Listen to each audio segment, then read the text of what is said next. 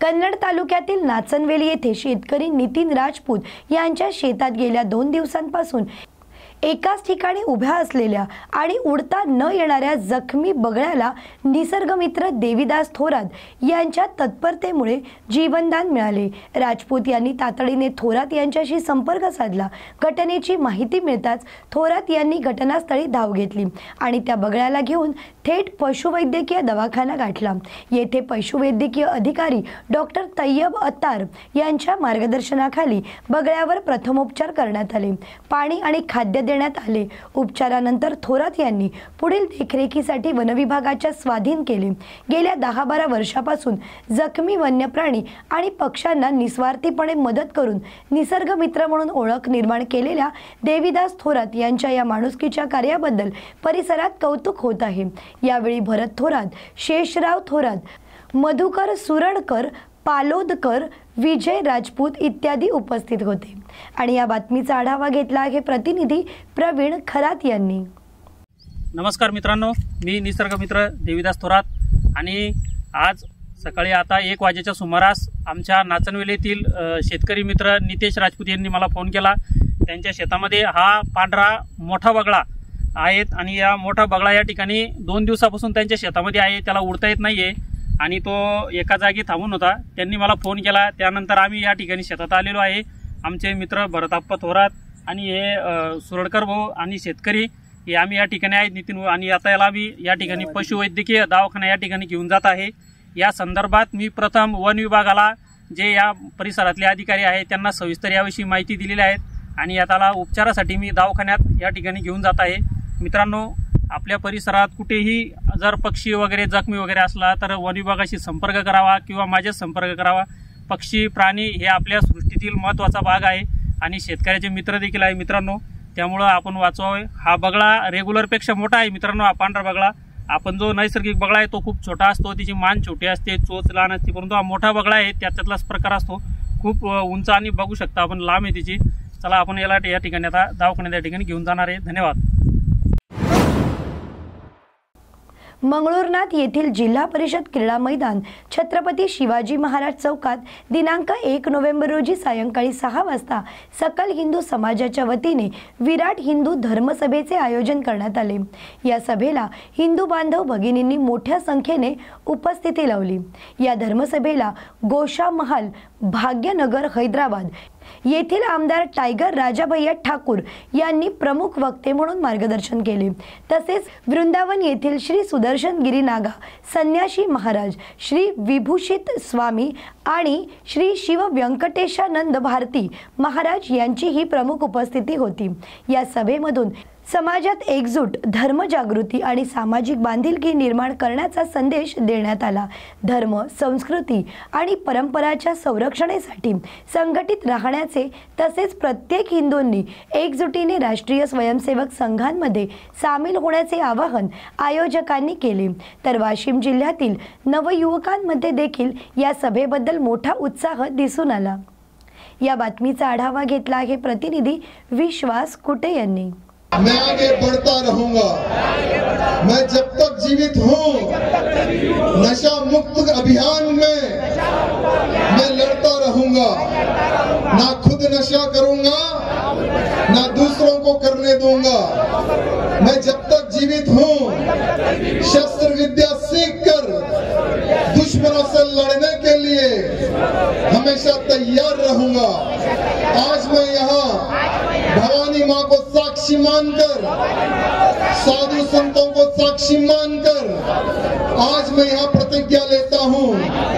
जय भवानी, जय भवानी, जय भवानी, जय श्री राम, जय श्री राम, जय श्री राम। राष्ट्र बने, वही संकल्प को लेकर हम आगे बढ़ रहे हैं। अरे चाहे वाशिम जिला हो या महाराष्ट्र का कोई भी कोना हो, हम पार्टीवाद में बट रहा है। याद रखो हिंदुओं, जो जातिवाद और पार्टीवाद में बढ़ गया समझो वो कट गया। आज बंगाल में क्या हो रहा है? हिंदू बट रहा है जातिवाद में, पार्टीवाद में, हिंदू मार खा रहा है वहां पर। आज केरला में क्या हो रहा है? हिंदू जातिवाद में बढ़ गया, पार्टीवाद में बढ़ गया, उनकी बहन बेटियों को उठा उठा ले जाकर कन्वर्ट किया गया लव जिहाद के नाम पर। तमिलनाडु में हमारे भगवान श्री राम जी की प्रतिमा को जलाया जा रहा है दशहरे के शुभ अवसर पर। कोई हिंदू आवाज उठाने वाला नहीं है। क्यों? हिंदुओं की संख्या घट गई है। तो हमारा जो संकल्प है ना, हमारे इस महाराष्ट्र की पवित्र धरती का हिंदू ना बटे जातिवाद में, हमारे इस महाराष्ट्र राज्य का हिंदू ना बटे पार्टीवाद में, यहां संकल्प, यहां प्रण दिलाने के लिए हम आपके बीच में पधारे हैं मेरे मित्र। क्या हमारे महाराष्ट्र में भगवाधारी सरकार है?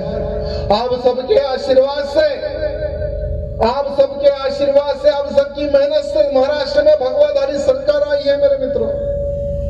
गर्व की बात है। सरकार जी को, हमारे मंत्रीगणों को, सबको हम ये भी याद दिलाने का हम प्रयत्न करेंगे कि हमारी भगवाधारी सरकार रहते पर हमारे महाराष्ट्र में लैंड जिहाद हो रहा है। गांव के गांव खाली हो रहे हैं। गांव छोड़ के हमारा हिंदू भाग रहा है। हमारे ही महाराष्ट्र में कई ऐसे जिलों में पैसों के बल पर धर्मांतरण हो रहा है। आदिवासियों का, हमारे इस महाराष्ट्र राज्य से दूसरे राज्यों में गौ माताओं को, गौ माता के बच्चों को, नंदी भगवानों को लारियों में, डीसीओ में भर भर के सप्लाई किया जा रहा है। किस जिले में, किस गांव में, किस बस्ती में, किस विधानसभा में, किस डिवीजन में, किस कॉलोनी में क्या हो रहा है आप नहीं देख सकते क्या भाई साहब? कपिल जी देख सकते क्या? नहीं देख सकते। तो इसलिए हमारे देवा भाव जी से मैं निवेदन करना चाहता हूं कि एक स्पेशली टास्क फोर्स का निर्माण हो, एक अलग से एक टास्क फोर्स बने। जैसे चोरों को पकड़ने के लिए एक टीम होती है, डाकुओं को पकड़ने के लिए एक टीम होती है, हर जिला में एक एसपी अधिकारी होता है, कलेक्टर होता है, सभी लोग अलग अलग प्रकार, कुछ लोगों को लोकल प्रेशर होता है, कुछ लोगों को। अकोट तालुक्यातील संतनगरी मुंडगाव येथील ग्रामपंचायत कार्यालयात शिवसेना शिंदे गटाच्या रितेश उजिळे यांच्या वतीने मोफत ई-केवायसी शिबिराचे आयोजन करण्यात आले होते। दिनांक 1 ऑक्टोबर रोजी दुपारी 12 ते 4 वाजेपर्यंत चाललेल्या या शिबिरात परिसरातील 140 लाडक्या बहिणींची ई-केवायसी मोफत पूर्ण करण्यात आली। यावेळी उपसरपंच अनिल गाडे, बाळू आखरे, सुनील गिरी, गजानन वारकरी, प्रभाकर गवई यांचे मार्गदर्शन लाभले। तर नितीन चांदणे, अक्षय ढोकणे आणि विक्रम देशमुख यांनी सहकार्य केले। रितेश उजिळे हे शिंदे पक्षाच्या माध्यमातून यापूर्वीही मुंडगाव आणि तालुक्यातील विविध शिबिरे आयोजित करून नागरिकांसाठी सेवा उपलब्ध करून देत आहेत। तसेच गरिबांची सेवा करण्यात ते नेहमीच तत्पर असतात। या बातमीचा आढावा घेतला आहे प्रतिनिधी विशाल गवई यांनी। शिर्डीत आज कार्तिकी एकादशी निमित्ताने विविध कार्यक्रमांचे आयोजन करण्यात आले।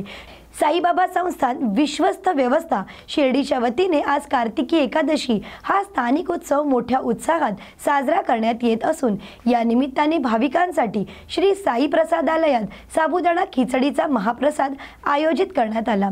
तसेच साई समाधींच्या दर्शनासाठीही भाविकांची आज शिर्डी येथे रेलचेल दिसत आहे।